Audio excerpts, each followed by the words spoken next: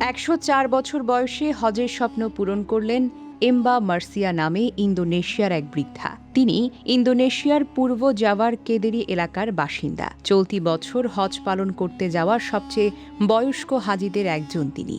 Mercia ছোট একটি কাজ করে জীবন চালাতেন। তিনি ঐতিহ্যবাহী পোরেস বা নরম খাবার বিক্রি করতেন। সেই আয় থেকেই বছরের পর বছর একটু একটু করে টাকা জমিয়েছেন। অবশেষে নিজের স্বপ্ন পূরণে ২০২১ সালে হজের জন্য নিবন্ধন করেন। হজ মিডিয়া সেন্টারকে মার্সিয়া বলেন, আমি অল্প অল্প করে টাকা জমাতাম, একটি কৌটায় টাকা রাখতাম। কোথাও কম হলে আমার ছেলে আমাকে সাহায্য করত। তিনি জানান, শুরুতে কাউকে বলেননি যে তিনি হজে যাওয়ার জন্য টাকা জমাচ্ছেন। এমনকি আত্মীয় স্বজন, পাড়া প্রতিবেশীরাও বিষয়টি জানতেন না। অনেক বছর সঞ্চয় করার পর প্রয়োজনীয় টাকা জোগাড় হলে তিনি সবাইকেই বিষয়টি জানান।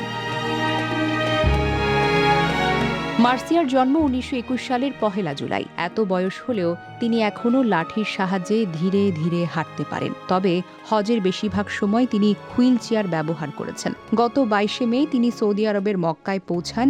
তার সঙ্গে ছিলেন ৬৭ বছর বয়সী মুইদা।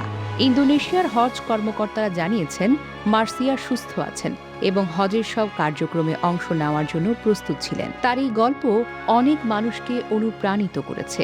অল্প অল্প করে সঞ্চয় আর দৃঢ় ইচ্ছাশক্তি থাকলে বড় স্বপ্ন পূরণ করা সম্ভব। সেটাই দেখিয়ে দিয়েছেন ১০৪ বছর বয়সী এই নারী।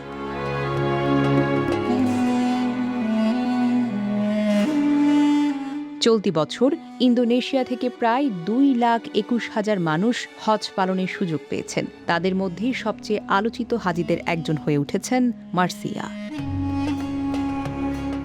Desk report, recap news.